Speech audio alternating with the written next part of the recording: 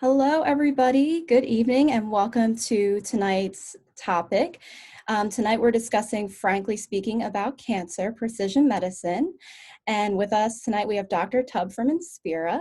So my name is Samantha. I'm a social worker at Gilda's Club South Jersey. And if you haven't heard of us before, what we do is we offer free support groups, educational workshops, and activities for people that have been touched by cancer in a lot of different ways. This past spring, we actually started up a great partnership with Inspira, and we are running programs through their Mullica Hill and their Vineland locations. Due to COVID-19, right now, we're doing those programs virtually. We have a weekly wellness group for people who are going through cancer treatment right now, no matter what stage they're in. We also have a weekly family and friends support group for their caregivers, loved ones, people who just want to lend them a bit of support during their cancer journey. So we've also added a weekly meditation workshop, and that is open to all Inspira patients. So if you're looking to manage your anxiety a bit, please join in that with us. Tonight we're joined by Dr. Erev Tubb. He is the medical director at Inspira Cancer Center in Mullica Hill. He is also a triple board certified internal medicine physician, medical oncologist, and hematologist. If you have any questions during the course of tonight's presentation, enter them in the chat or the comments, and I will read them to him as we go along. So with that, I'm going to turn it over to you, Dr. Tubb. Thank you so much for joining us, and the floor is yours.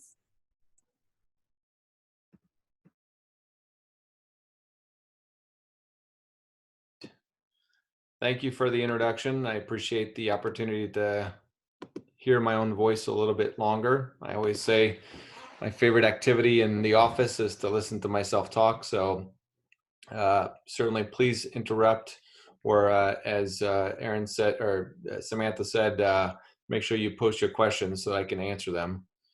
I'm often asked, what are the leading edge technologies that are coming forward in oncology?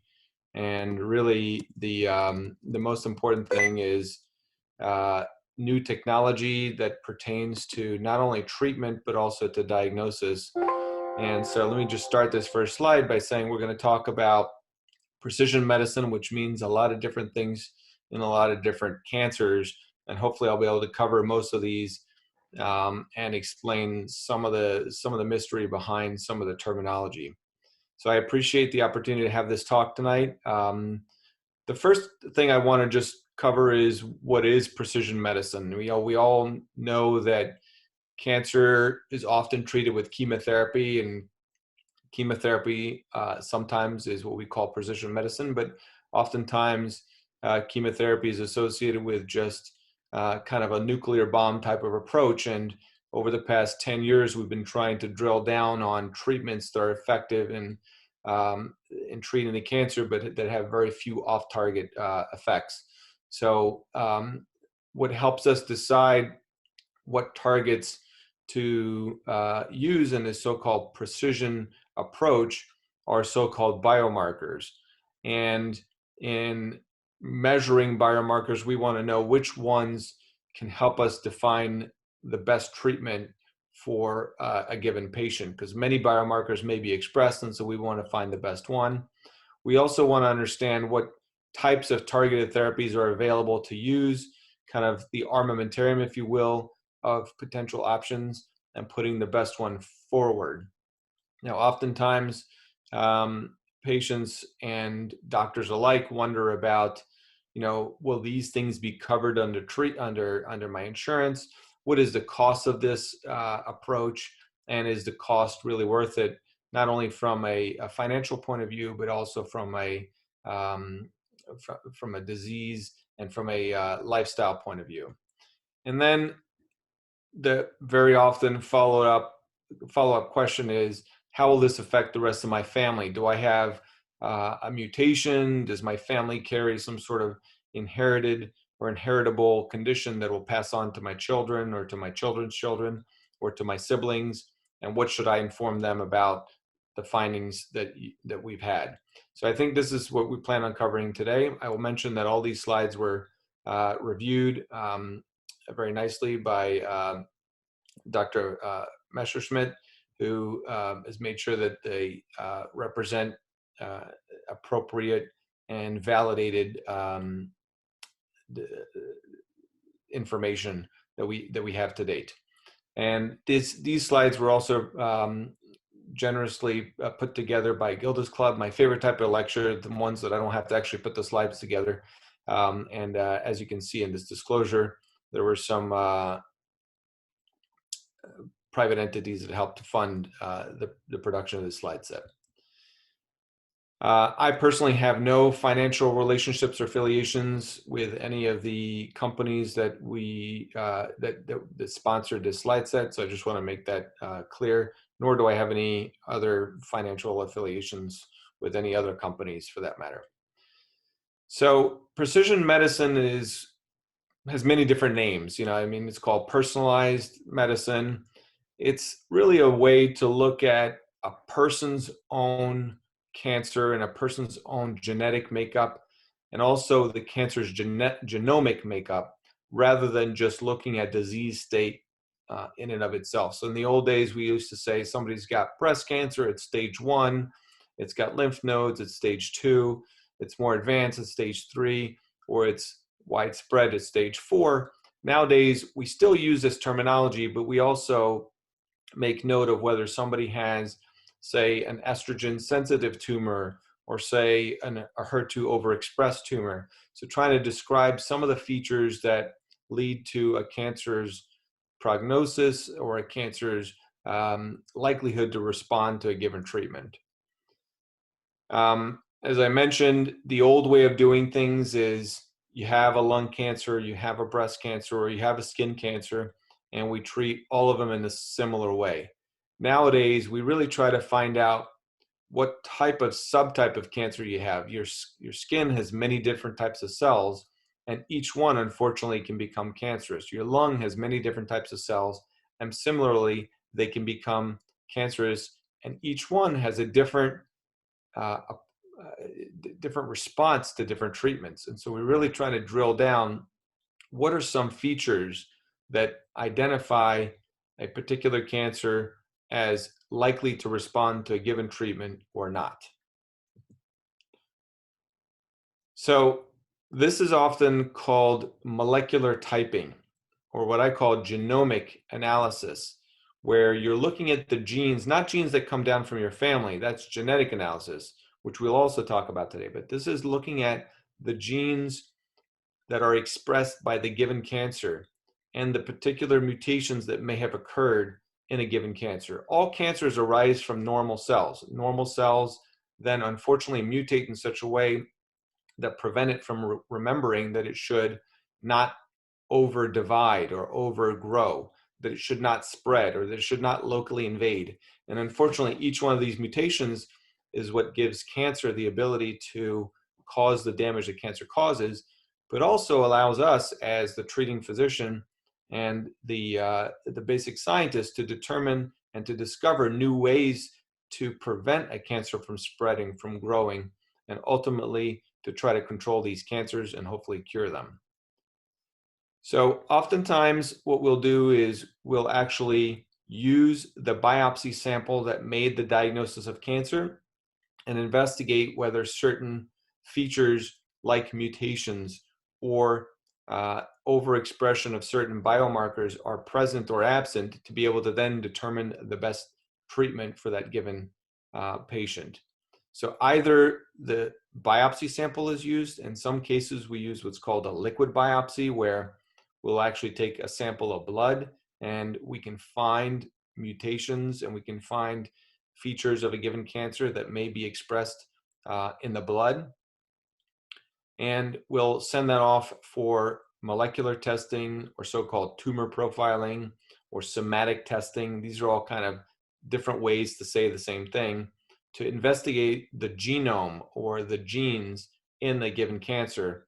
This is not going to necessarily mean that you'll pass this on to your family. This is really particular findings related to that given cancer.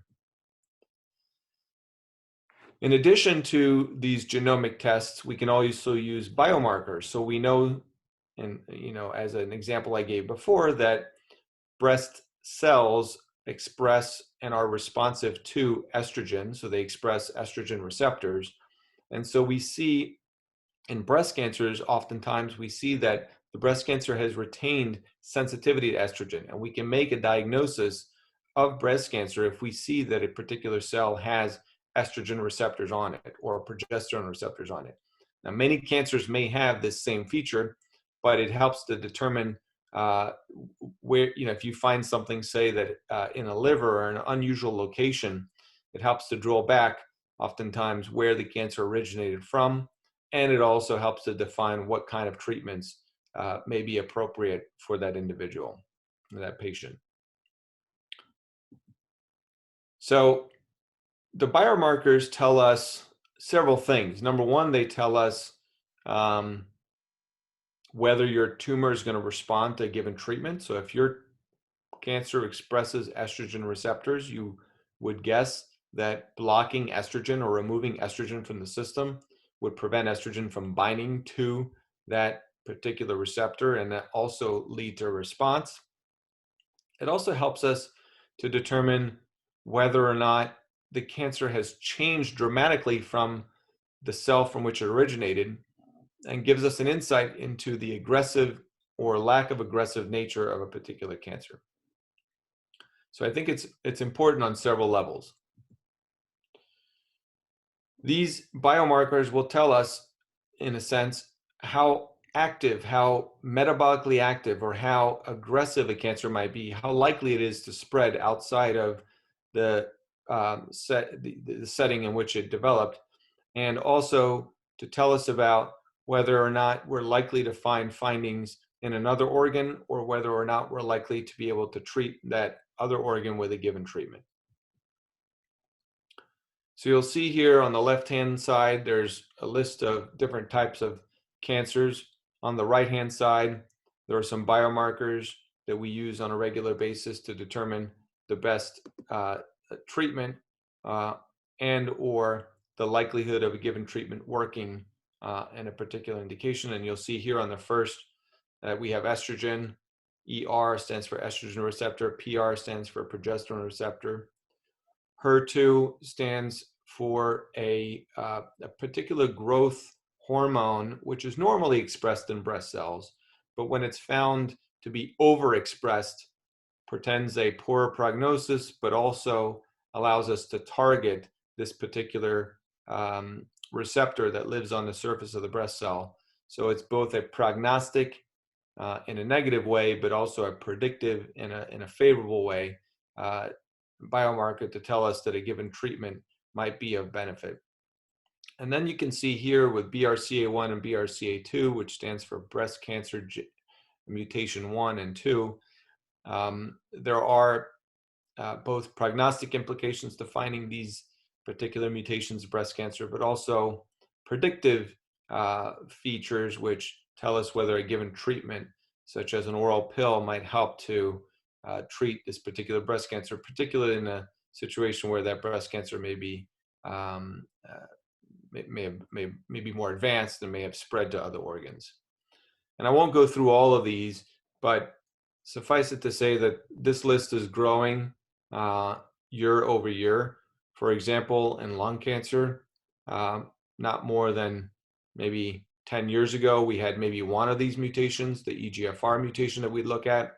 And then year over year, ALK, ROS, RET, BRAF, MET, and then more recently, PD-L1 have been really advancing the field of personalized medicine and also of what I like to call targeted medicine, where we really drill down on something that's really unique to that particular cancer or to very few cells in the body that allows us to treat that particular mutation without affecting other organ systems or other cells in a negative way. The idea is to kind of treat the cancer and minimize off-target side effects.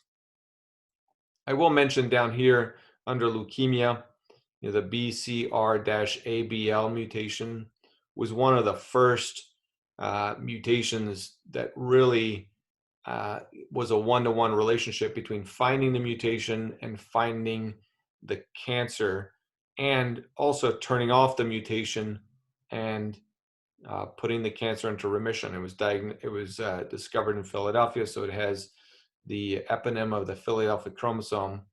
And this is a medicine, imatinib, which was really seminal in advancing the field of personalized or targeted therapy. So the number one question I think that most patients have is, well, I have breast cancer, I have lung cancer, I have colon cancer. Are there any features? Everybody knows these diagnoses are not good, but are there any features of my particular cancer that suggests that I'm more likely to get a response from a given treatment or not? And is there any feature that predicts whether or not I could pass this on to my children, or that my brother or my sister may have a risk, or sometimes even going up a generation that my mother or my father may have passed on to me that they haven't yet been diagnosed with, that I can give some information about. So at this point, I think, I'm not sure if this is the right point where you want me to take a break and see if there's any questions about biomarkers, or if you would like for me to move on.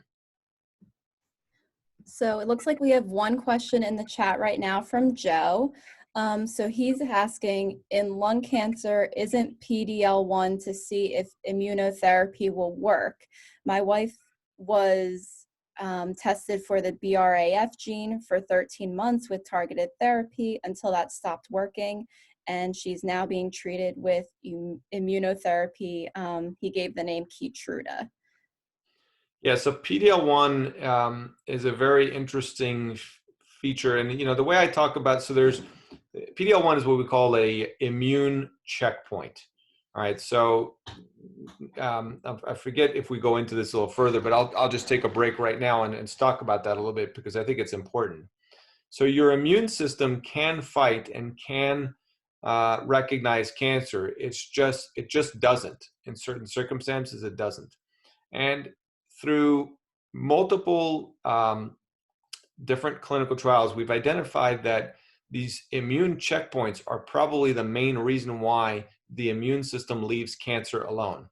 And if you think about it, because a cancer arises from a normal cell, and normal cells are privileged, normal cells are immune, or I shouldn't say immune. Normal cells are protected from the immune system, right? Because you wouldn't want your immune system fighting your own cells.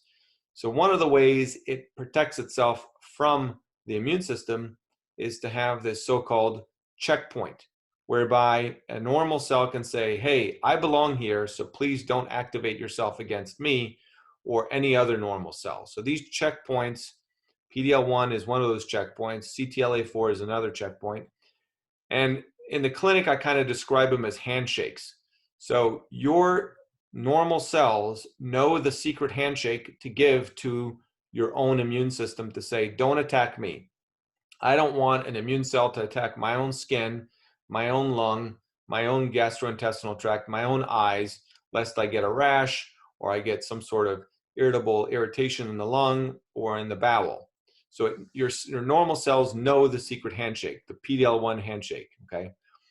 Now, because cancers arise from normal cells, the cancer can retain the ability to shake hands, so quote unquote, with the immune system. So if a cancer knows the secret handshake, it can turn off the immune cell that would be able to recognize it and kill it. So what Keytruda or pembrolizumab seeks to do as one of these immune checkpoint inhibitors, and there are many, Keytruda pembrolizumab is essentially shaking hands with the cancer cell first to prevent it from being able to shake hands with the immune cell. So once you shake hands with the cancer cell, the immune cell comes along and says, ooh, I don't recognize you. You look like something that I should be attacking. And in fact, because the medicine, the pembrolizumab or Keytruda, has bound to the cancer cell, now the immune cell can become activated and fight the cancer cell. So I hope that answers Joe's question. That's what immune checkpoint or immunotherapy can do for patients that have PD-L1 expression on their tumor. So the next question that we have is from Valerie on Facebook. She's asking, is the EGFR mutation something that can be passed on to children? So that's a very good question. And the answer is no. EGFR mutations in the setting that we're talking about are in the cancer cell itself. And so EGFR stands for epidermal growth factor receptor. And even though the word epidermis comes in, which usually portends to the skin, in lung cancers, and in particularly in some lung cancers, that mutation is found.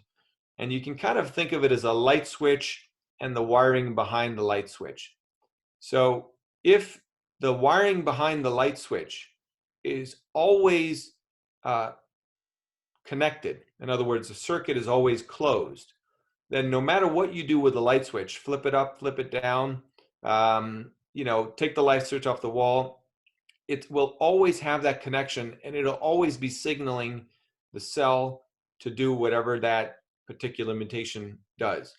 Now, in the case of the EGFR mutation, the so-called epidermal growth factor receptor mutation, if the mutation is present, it's continually sending a signal for the cell to grow, continually grow, grow, grow. No matter what you do to the cell, no matter what you do to the light switch, the light is always on, the signal for growth is always there.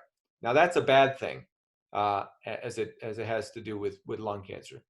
But if you can basically turn off the mutation, so I talk about this as kind of a lock and key. We have several known locks for which we have keys. Then you can use a pill in this particular instance that will shut down, that will cut, that will snip the wires for that switch that's continuously on, and that'll stop the signaling downstream to cause the cell to continually grow. So this is a mutation that's found only in the lung cancer. And so in that particular person that has an EGFR mutation in their lung cancer, if you were to take a biopsy of another cell, say the skin cell, or say a lung cell that was not affected by cancer, a normal lung cell, it would not have that mutation. So these are not mutations that pass along to different generations. Okay, so the next one is from Vicky. She asks, are biomarkers the same thing as a variant? My husband has papillary thyroid cancer, BRAF, with a columnar variant. Is there other testing to determine more specifically the type of cancer? So biomarkers are really identifiers of either a given cancer or identifiers of a given different identifiers of a potential treatment approach.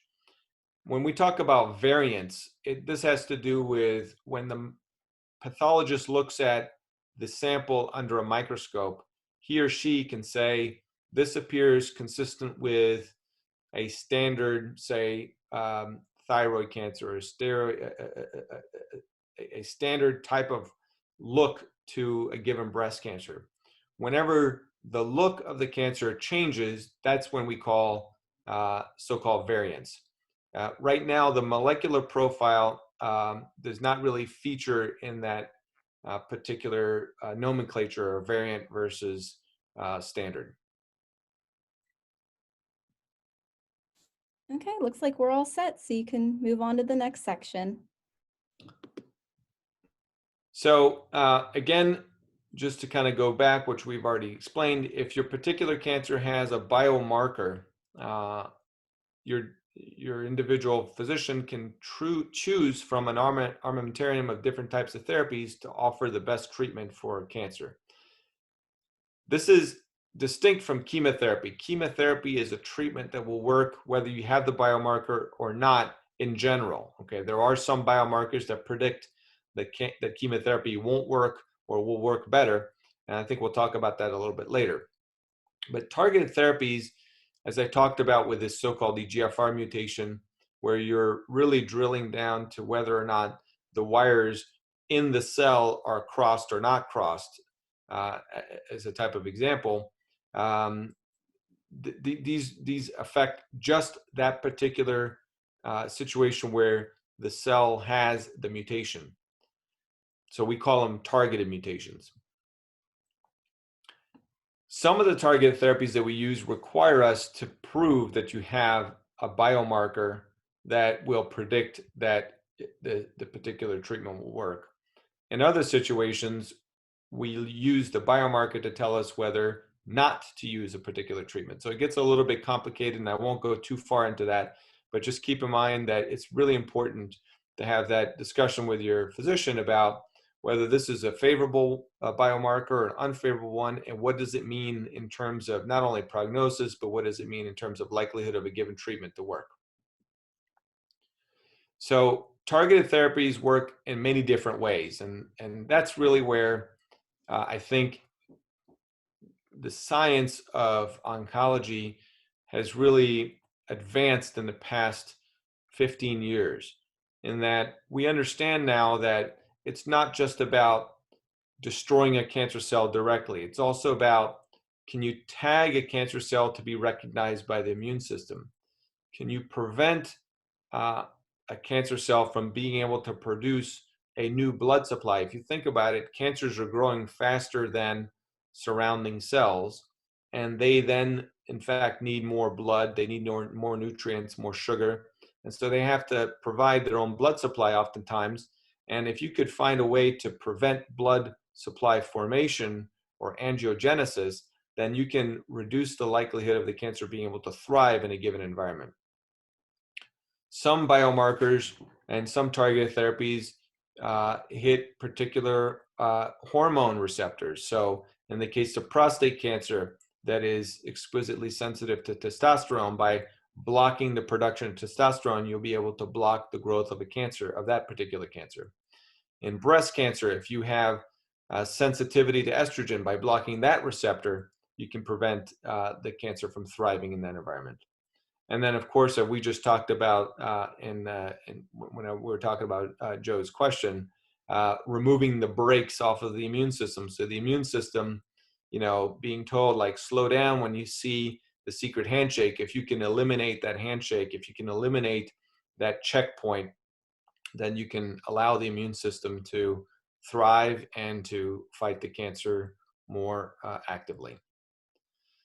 So tagging cancer cells, I like to talk about that. I use a lot of examples when I talk to patients and when I give lectures to kind of, try to bring it home.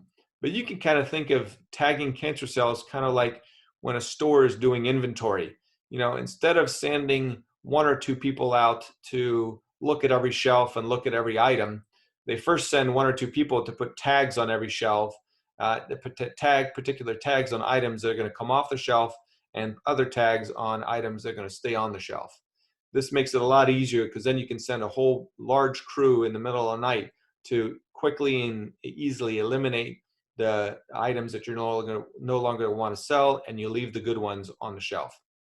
So similarly, we can tag particular cells with antibodies that can tell your immune system to come in and clear all the tagged cells and leave all the non-tagged cells behind. So the act of tagging it can cause what's called a direct cell death, but it can also then lead to other immune cells coming in and clearing them in their own time. So we talked about destroying the cancer cells directly once they're tagged. I also made allusion to this earlier about trying to block the particular signal that allows cancer cells to produce new blood vessels, so-called angiogenesis. And so we have a compound, bevacizumab, among others, that is an antibody to the vascular endothelial growth factor, which is responsible for producing new blood vessels that can essentially reduce new blood vessel formation. Now, that's a double-edged sword, because if you are planning a surgery, where if surgery is in a patient's future, you have to really time the treatment or the use of these particular treatments very carefully, because it is agnostic to blood vessel formation for a bad situation like allowing cancer to grow versus a good situation like allowing a wound to heal. So we really have to, as oncologists and as patients and surgeons, and really whole treatment teams, this notion that one person's doing something on their own, I think, is an antiquated notion. We really have a multidisciplinary approach now in oncology, and particularly at Inspira, where we make sure that we understand, is there a plan for surgery in the near future or in the distant future, and then we time the use of these anti-blood vessel forming treatments to make sure that we don't inhibit wound healing or some other favorable feature to new blood vessel formation. And we also are cognizant of the fact that these particular treatments may have certain side effects. And so it's important to make sure that everybody involved in the treatment, whether it's a urgent care center or a primary care center or a subspecialist that's seeing the patient for follow-up, for them to understand that we've put a patient on a particular treatment that may cause unwanted side effects like lack of blood vessel formation and poor wound healing, or in some instances, blood clots, which are not desired. And then we talked about this earlier, blocking off the hormone supply for a given tumor. So in the setting of, say, prostate cancer or breast cancer, where we know that responses to particular hormones lead to increased growth, blocking those hormones similarly impair the cancer's ability to grow and to thrive. And then again, this gets to the immune checkpoints. So I won't go too much more into this because I think we talked about this already significantly. So an important question to have when you're having a medical oncology consultation is, what kind of treatments work for my particular cancer? I think that's a pretty basic question, but I think it's really important to ask the question to make sure that you understand what the standard treatments are, what the newer treatments might be, whether there are any clinical trials that may be a benefit in a setting where there's limited known effective treatments. And then always to ask the question, well, is there anything else? Are there alternatives? In a setting of, say, kidney cancer, which for many years has been known not to respond well to chemotherapy, we've known that immune stimulation has been one way to treat kidney cancer. So these immune checkpoint therapies are very effective in kidney cancer.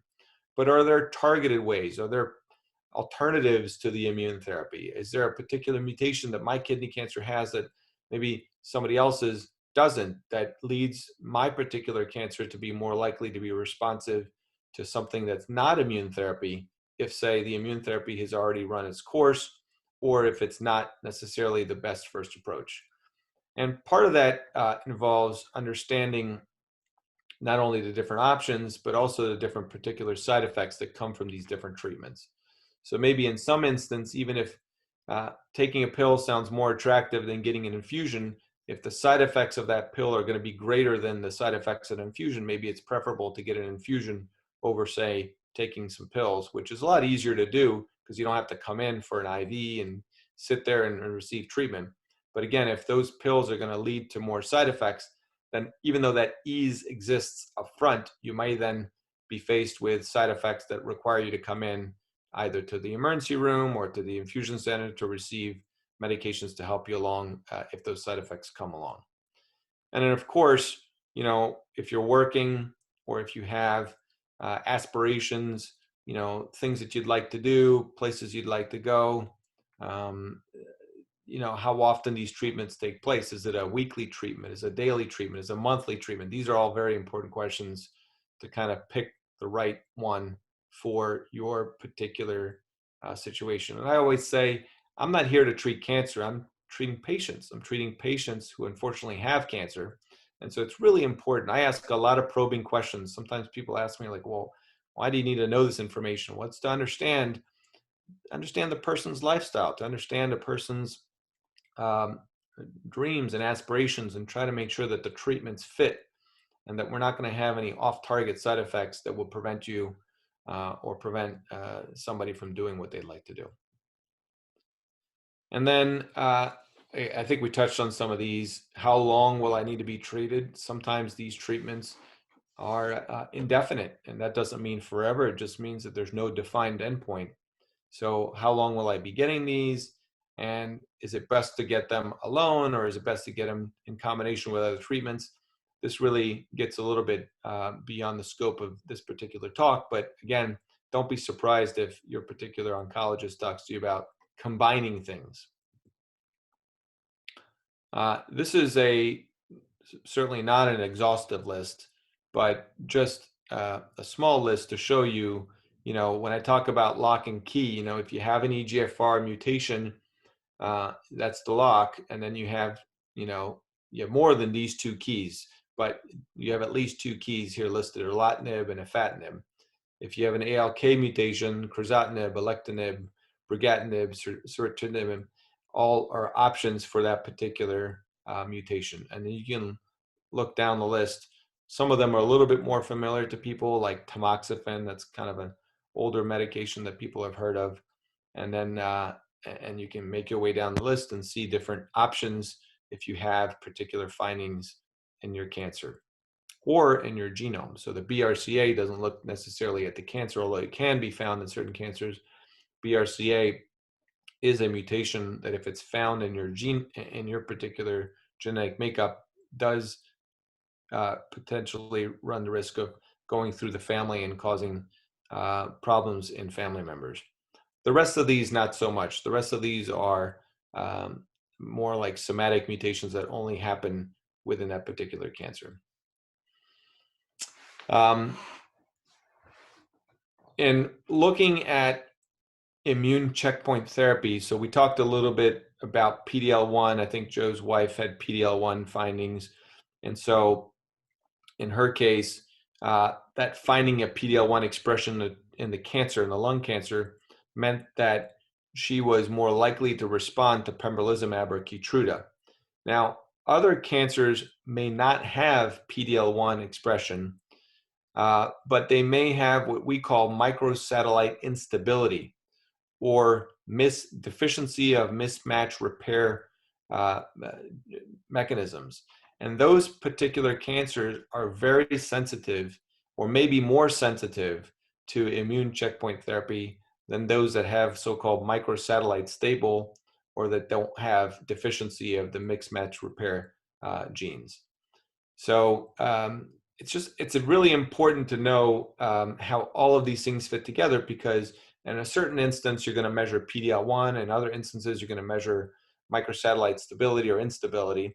And it really takes an expert in the field to kind of know which is the test that you need to do and how is it best done on which particular sample in which lab. So some of the targeted therapies that we've talked about, you would think would have fewer side effects. And I think that's in general true when you compare them to chemotherapy. But it doesn't mean that they have no side effects. And there's always off-target effects, unfortunately. One of the most common side effects of targeted therapies are listed here. So a rash. And in some instance, the appearance of the rash in response to a targeted treatment indicates that the treatment is going to be more effective than if the rash didn't occur. In other instances, the rash is not a good finding or a bad finding for that matter. It's just something that needs to be dealt with by either interrupting therapy or by treating the rash itself. And then you can see some of the other non-specific findings of itching, dry skin, feeling tired or fatigue, and flu-like symptoms. And so this is especially important now when we're talking about COVID and the flu season, trying to differentiate these side effects from the treatment versus side effects from a potential other infection is really important. And we spend a lot of time talking to patients and checking whether or not, a flu diagnosis could be made to explain the side effects, or whether it's related to an expected side effect from a given treatment. And as I mentioned earlier, we can use targeted therapy in combination with chemotherapy, so more standard or more historical approach to treating cancers. We can use them together with radiation. We can use them together with hormonal therapy and also with immunotherapy. So I think this goes into just an example. I mentioned earlier that HER2, which actually, if you look into it, a lot of these things have multiple different names. HER2 is from the family of epidermal growth factor receptors. So it's not the same mutation we were talking about in lung cancer, but actually looking at overexpression of this receptor on the surface of the cell. In 1 in 5 women, we'll see that the tumor overexpresses this receptor, which is a negative prognostic, meaning a bad thing because the cancer is more aggressive. But we have medicines that particularly target that HER2. And so if we identify that it's present, we can use those medicines and we can actually improve the prognosis and treat the cancer more effectively. And there are many different ways of measuring HER2, which I won't go into right now, but it's something that people need to be aware of. I will say that HER2 can also be found in other cancers. So that's a field that's really evolving, trying to understand, we know some mutations are found in particular cancers, but listen, cancers don't read our books and they don't follow the rules. And so we need to be open about looking for aberrant mutations. So you might find HER2 being overexpressed in a breast cancer, which is not that surprising. But you may find HER2 being overexpressed in, say, colon cancer, which is a little bit more surprising, but also something that's been recognized. We can find HER2 overexpressed in gastric cancers. And the same medicines that work to treat a breast cancer that is overexpressing HER2 can be used in those other settings where a gastric cancer may overexpress HER2 or a colon cancer may overexpress HER2. So I feel like, and I've seen this, as the field evolves, we will be adding more and more of these mutations, and that graph that had, the lung or breast or that individual sites and then the known mutations is going to grow exponentially over time as we find ways to measure these in multiple different types of cancers. So I do want to say that even though these treatments, we're calling them targeted, it doesn't mean that they're universally effective. And I think that's a reality that is important to discuss. So when you come for a consultation to see me, I make it very clear that what we're going to do is we're going to measure all the particular known new mutations, targets. We're going to measure MSI. We're going to do all of these subspecialized tests, but it doesn't necessarily mean that a given treatment will be effective. It's more likely to be, but it doesn't necessarily mean it's going to be effective. And I think that's an important thing to mention, to make sure that everybody has realistic expectations from the treatments, from the diagnostic procedures that they're undergoing, but also for the expected response to a given treatment. In the setting of a cancer that has spread, even though we have targeted therapies, that doesn't mean we're going to be able to cure that particular cancer. So I think that it's important to set realistic expectations, and we can all be surprised, happily so, if the treatment has a better and a longer response than expected. But I want to make sure that everybody understands that these things don't necessarily work forever. And again, going back to Joe, who had the question about PD-L1, if you'll remember, he mentioned that his wife's lung cancer had a BRAF mutation, a BRAF mutation, which does have a targeted therapy. And that targeted therapy, I'm sure, worked well for a period of time, but eventually it stops working well because the cancers develop escape mechanisms where they can start or they can develop a workaround, if you will, to a particular targeted therapy. So as we develop these therapies, we're always continually trying to improve them.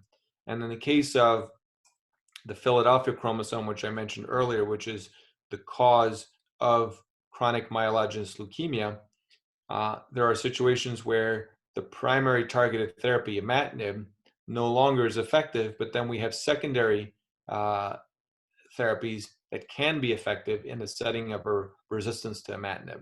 So we have second line and we have third line treatments for those particular indications, and we're continually trying to develop newer and newer mutations for those particular situations. Any questions on the targeted therapy at this point? So Valerie from Facebook asked, do the mutations always progress while on a targeted therapy? That's a good question. So it's difficult to answer because, again, cancers don't read our books and don't follow rules.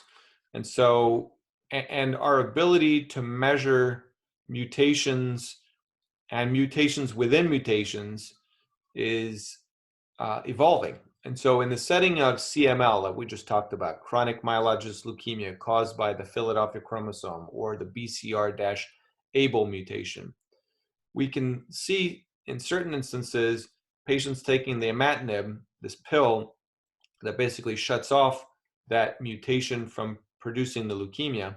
And in some patients, that pill works for years, for decades, and there's no problem. And in other patients who develop mutations in that, it only works for a month or 6 months or 18 months. And so in that particular setting, we have the ability to find these mutations and to find ways to outsmart the mutations. So if you find this particular mutation that leads to the imatinib no longer working, you can work around it. That's particular to CML. Whereas in, say, EGFR or BRAF, the lung cancer mutations that we talked about with Joe's wife and others, if the pill no longer works, usually it's because the downstream, and this gets a little complicated, but that particular mutation is turning on another, what we call tyrosine kinase, which turns on another and another. And so the cancers can become resistant to the treatment that hits the first one. And so you can oftentimes outsmart it by just going a little bit lower down in the chain, but sometimes you can't. And in those instances, we usually just change the treatment altogether to try to use a different mechanism of action. But it is true that the more aggressive a cancer is, the more likely it is to have multiple mutations. And one mutation often begets another and another and another. And these subsequent mutations can then lead to less of a response to an earlier line of therapy. Okay, so Joe asks, once a targeted therapy stops working, is that gene no longer present? If BRAF gene is still present, are they trying to develop drugs to treat it again? Yeah, so that's a good question. And the simple answer is the mutation is still there. The BRAF mutation doesn't go away. It's just that when you have a BRAF mutation that is sending a signal down to the next signaling point, what we call tyrosine kinases. So if you block that BRAF tyrosine kinase, then you can block the signal to the next one. But what can happen in a given cell is that that next one can be mutated. And so if that next one is mutated, it doesn't need the signal from the first one in the first place. So blocking the signal from BRAF no longer prevents the next signal from going off, and so on and so forth. And so, yes, we are working on understanding how these signals interplay. And in some instances, particularly in some skin cancers, we use dual tyrosine kinase inhibition so that we know that if you lose sensitivity to one, it's because it's developed kind of like an automatic firing of the next. And so you can kind of anticipate that, and you can block that by targeting the first one and then targeting the one right under the one that has mutated. So we are continually trying to improve our treatment strategies. Sometimes that means using two targeted mutations together. Sometimes you use an altogether different modality. Okay, the next question is from Kristen from Facebook. How easy is it to get a genetic test on your tumor? Is it common for most cancers or just some? So as many different cancers as there are the same number of answers to that question. So in general, if a particular mutation can be diagnosed in a cancer, then that means that the testing is available and it's not difficult to do. Now, the difficulty isn't always the issue. Sometimes it's how much tissue do you have left behind. If you've had a small biopsy, say with a small needle, then you only have so much material to do testing on. And a lot of this material is used up in the initial diagnostic phase to find out if it's a lung cancer or if it's a colon cancer, or if it's a cancer of a different subtype. And then oftentimes we do some special stains to confirm what kind of cancer it is. And then once we know what kind of cancer it is, we'll do these preliminary markers, either for biomarkers or for mutations. And so if you get to a point where you're past the first line, you might run out of tissue to be able to make the diagnosis because you just don't have any tissue left behind. And so more tissue needs to be obtained with another biopsy. In general, the process of doing these mutations is actually pretty simple. You send it to a specialty lab which has expertise in running these particular tests, and they can turn things around within several days. There is a newer type of approach called next generation sequencing, or NGS. And this approach is to not only look at mutations that you know occur, say, in skin cancer or lung cancer or breast cancer or what have you, but it's to look at all known mutations in all types of cancer on the particular cancer that you have. So looking at, say, in a breast cancer, looking to see if a colon cancer gene is found, or if a skin cancer gene is found, or if a leukemia cancer gene is found. This is a newer type of approach, especially that we use, especially in later lines of therapy when the options become limited in terms of what treatments we have left to offer to a particular patient that will be a benefit. We look at these so-called next generation sequencing to see if there's maybe a treatment that we wouldn't even have thought of. So I think this is an emerging field that will mature over the next 5 to 10 years. Okay, it looks like we don't have any more questions. So Dr. Tubb, you can move on to the next section. So I'm often asked when I talk about these things is, my insurance will cover this, right? And that's a very valid question because treatments are becoming more and more expensive. Unfortunately, if you have to get treatment for your cancer, you're probably going to have to take time off of work, and your finances may be affected. And I think that's really important piece of personalized treatment, right? When we talk about personalized or targeted treatment, you don't want to make somebody sicker with a given treatment, but you also don't want to deplete your savings in these treatments. So we work very closely with our insurance authorization personnel in the office to try to take that burden off of patients. My approach in my office is to take all of the scheduling, all of the planning from a insurance approval point of view, all of those things off of the patient and their family and their caretakers' hands, and just do it all ourselves to try to make sure that the impact is as minimal as possible. You're already overwhelmed with potentially a diagnosis that you were not expecting, overwhelmed with the process of scheduling an MRI or a CAT scan or a PET scan, and even remembering what those things stand for. So we try to do all of that for patients behind the scenes so they don't have to be burdened with it. But it is an important thing to make sure that is going to be covered. So we work with insurance providers to sometimes do what are called peer-to-peer review, where an initial response may be not covered. I pick up the phone and I speak to a medical director who has expertise in the field and explain why it's important to do these tests and to get these results, and more importantly, to have the insurance pay for it, to be able to treat patients in the best way possible. And rarely do we have to ask for assistance from different patient advocacy groups. So for example, the Lymphoma Leukemia Society or the Myeloma Society, or different advocacy groups that can sometimes provide financial coverage for patients who have no insurance or who have limited or high deductible insurance. So we work with a nurse navigator, with social workers, and with really a very large team of expert personnel that know how to navigate those waters.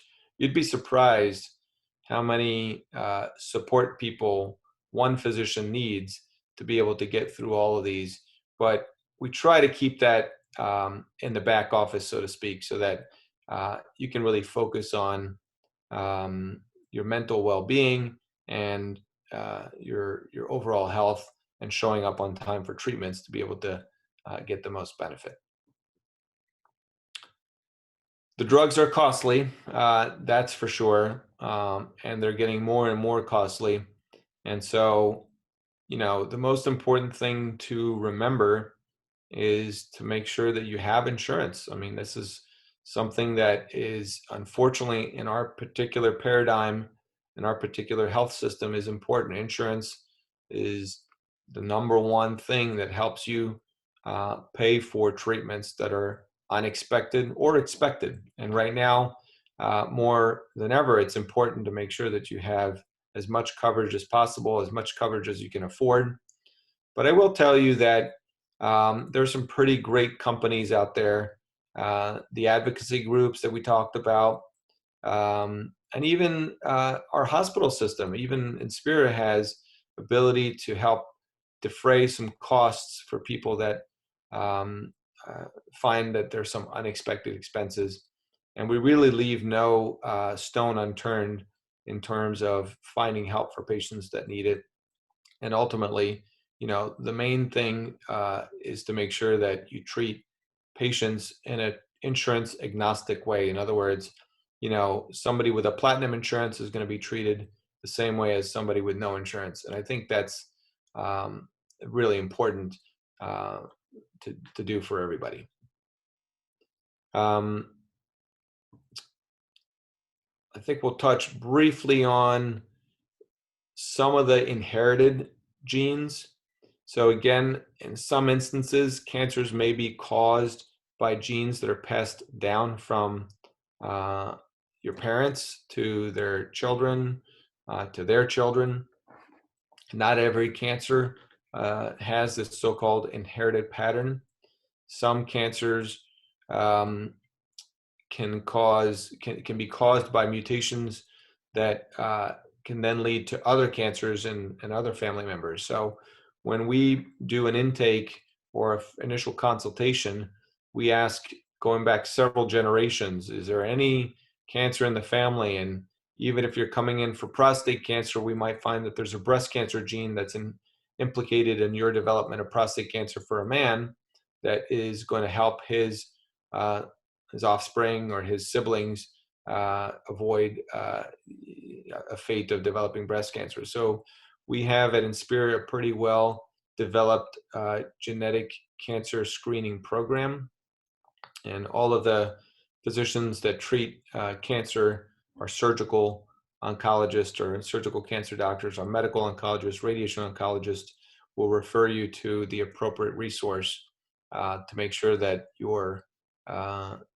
cancer risks, especially as it has to do with inherited cancer risks, are fully investigated, and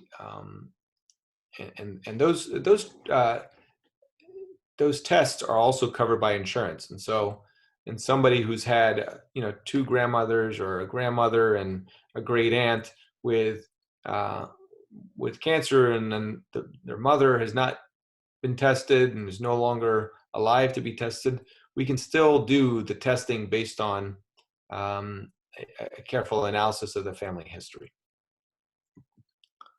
So again, genetic testing has to do with genes that may be inherited.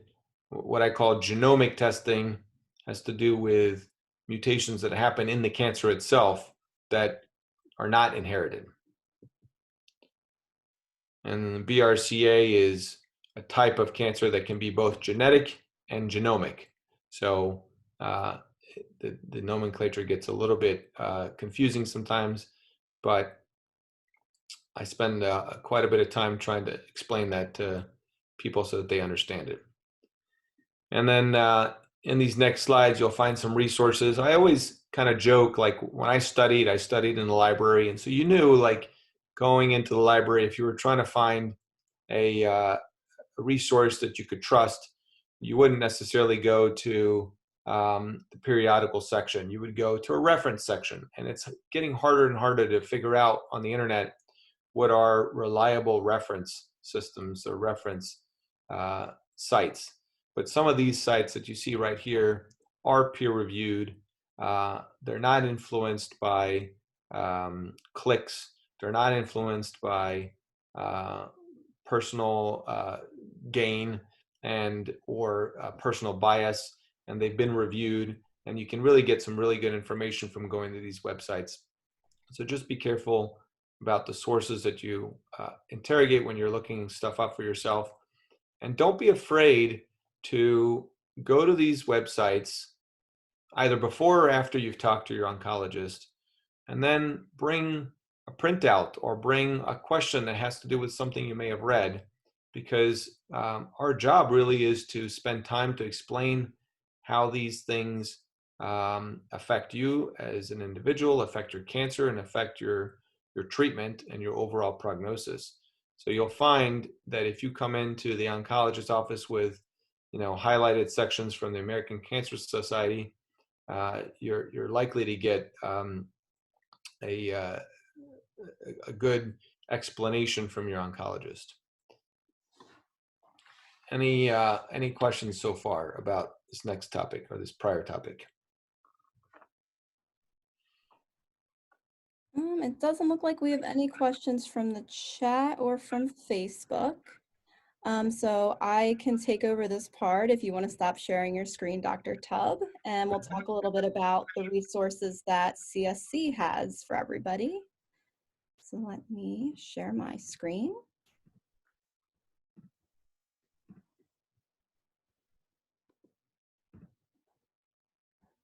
There we go. So the first resource that CSC has brought to us is this Cancer Experience Registry. So what it is a survey of patients that are going through all different types of cancer treatments, all different stages, and it has you input, information about your experience, the different treatments that you've had, and how CSC is using this information is to help medical professionals improve your quality of care. So using your experience to better the experience of others, or maybe improve something that's going on in your treatment. And anyone that submits to this website, it is confidential and secure, so you don't have to worry about anybody accessing your information. So if you would like to join, you can go to the website here, and I will include the slides when I share this with everybody. So it's cancerexperienceregistry.org. And you just have 3 simple steps. You agree to the informed consent, put your email and your primary cancer or caregiver status. This is also used for caregivers. And then you fill out your profile, fill out the survey, and set up your personalized page so that your results can be used to help cancer patients in other areas of the country or in your own community. We also have mylifeline.org, which is a place for people going through a cancer journey to connect with people that they might not live very close to. So there's interactive blogging, calendars, discussion boards. You can get hooked up with care coordinators if you have a question about your treatment or something that's going on in your cancer journey.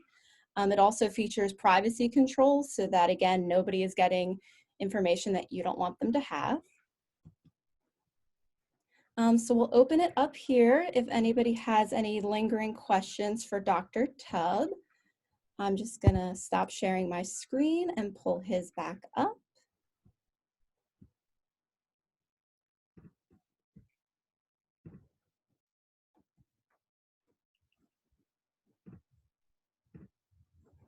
Okay, so if anybody has any questions for Dr. Tubb, you can leave them in the comments, type them in the chat, and I will read them as we get them.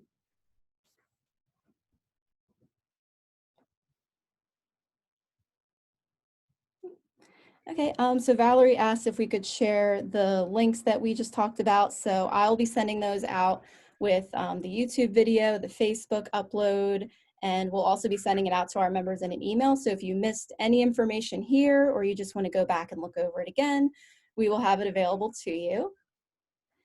And it looks like we don't have any other questions. Joe just wanted to comment, thank you, great presentation. Valerie said the same. She said the information was so helpful and insightful. So I am going to close us out. Thank you again, Dr. Tubb, for joining us and sharing your expertise and answering all of our questions. And we hope everybody got something out of tonight's presentation. Thank you. All right. Have a good night, everybody. Thank you. Okay.